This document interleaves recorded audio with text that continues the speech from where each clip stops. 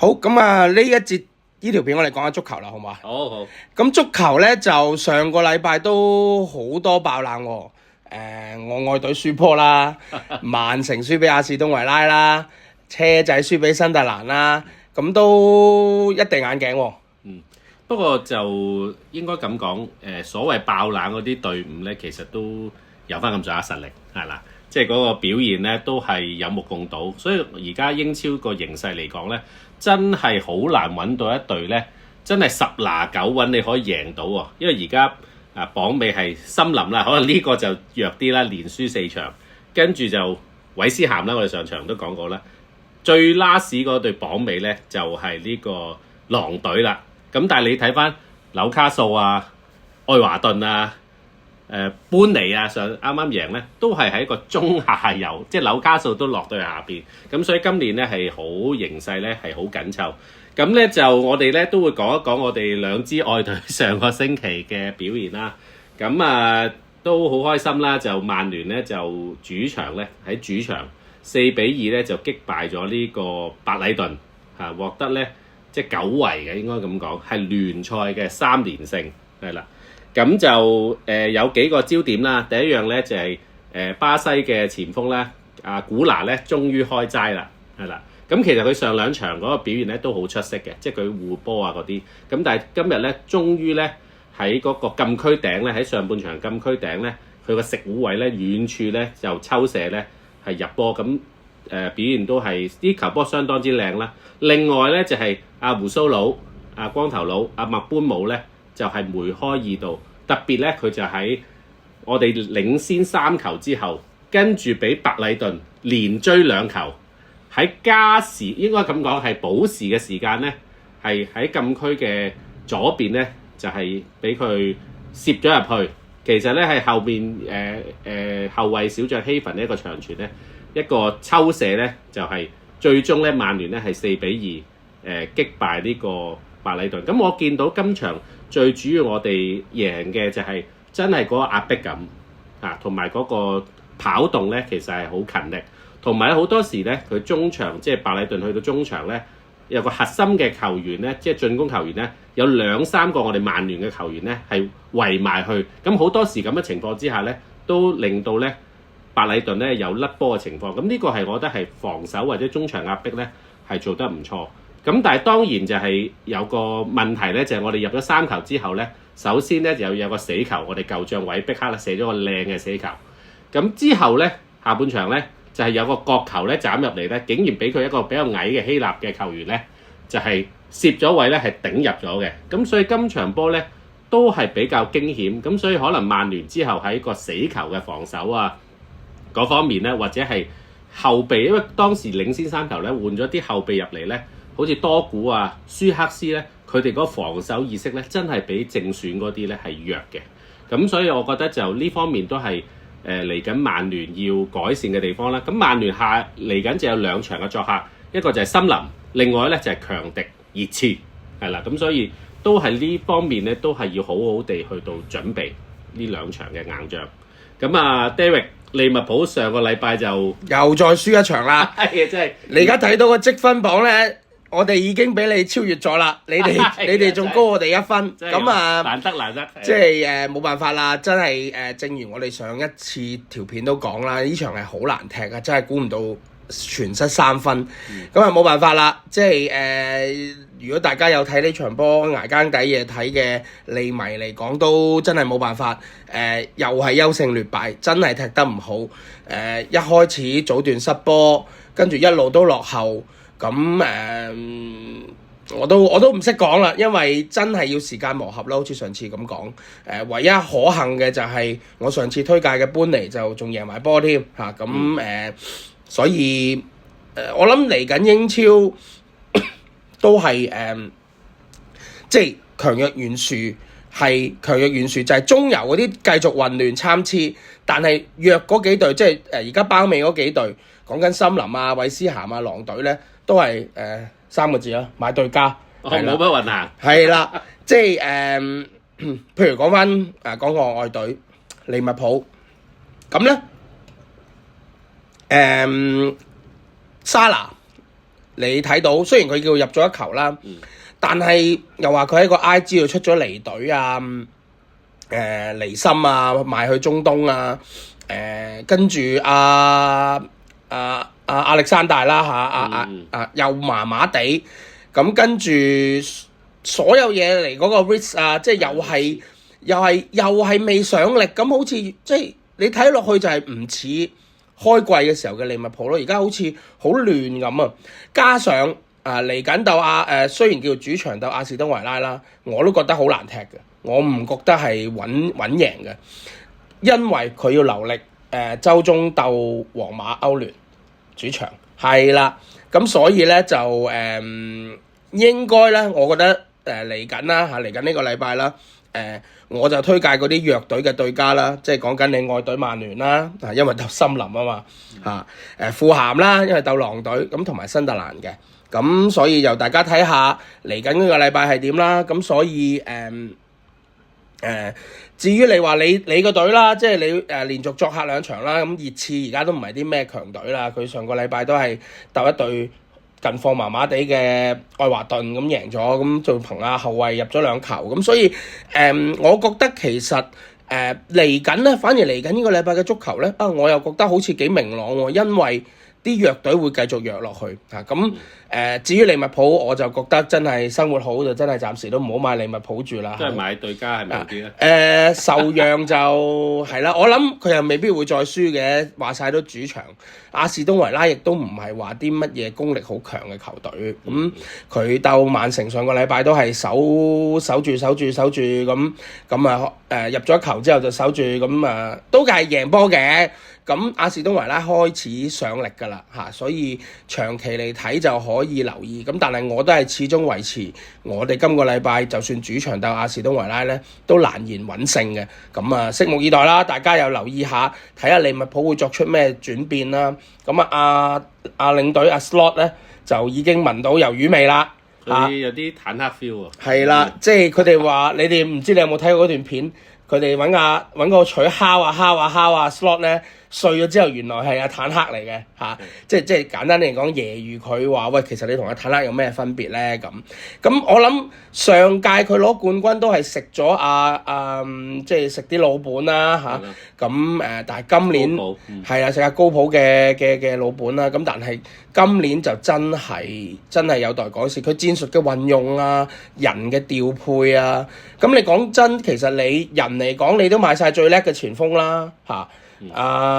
伊迪基係咪譯做伊薩克咧就 Isaac 啦，跟住仲有一個伊基迪基係啦，其實已經係呢兩個一個好把握力好強嘅前鋒上季啦，但係今屆好似喺利物浦都仲未可以發揮到佢哋嘅應有嘅水準，可能大家都仲要等少少俾少少時間啦咁但係上個禮拜都講過啦，係唔等人嘅英超咁高頻率嘅賽事，咁希望嚟緊嘅賽事利物浦就可以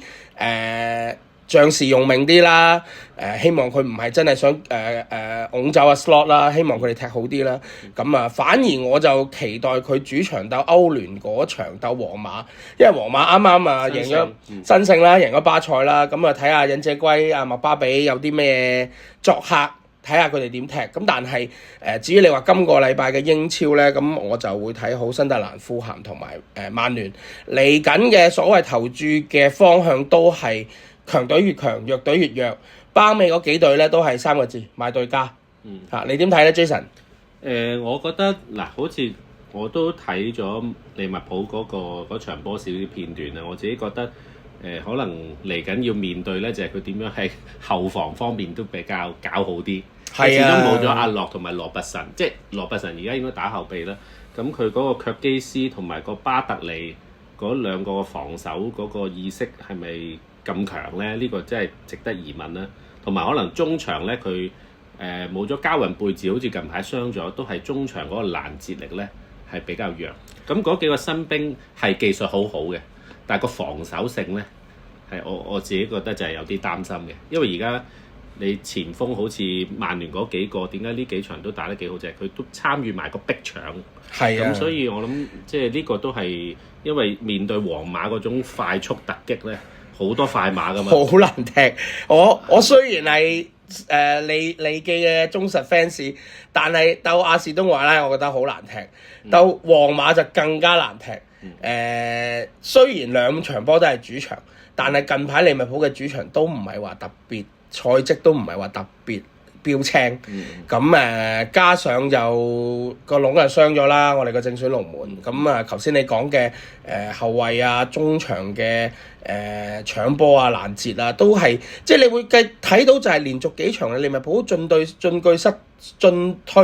據啊！即係好似係俾人捏住嚟走咁。其實我哋之前賽前都預測班尼茅夫嗰場係難打，但係冇諗過係冇咗個主動性咯，好被動下。咁話晒你都係強隊，咁所以其實基本上我覺得真係要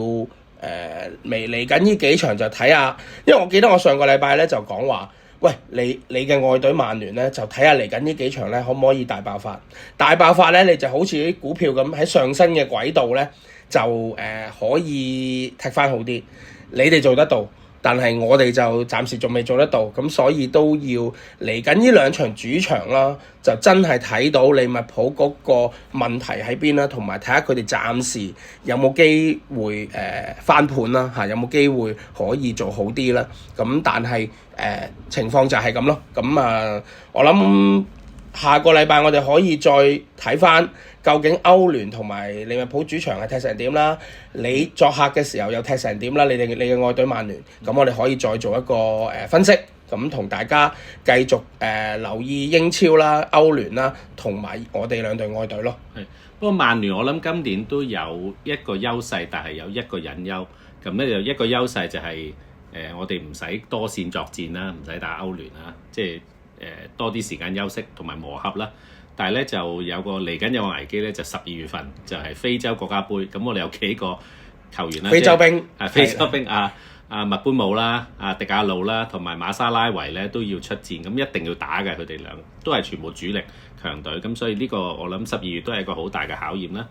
咁就我哋講咗咁多呢個曼聯同利物浦，咁 David 你係幾時中意利物浦嘅咧？其實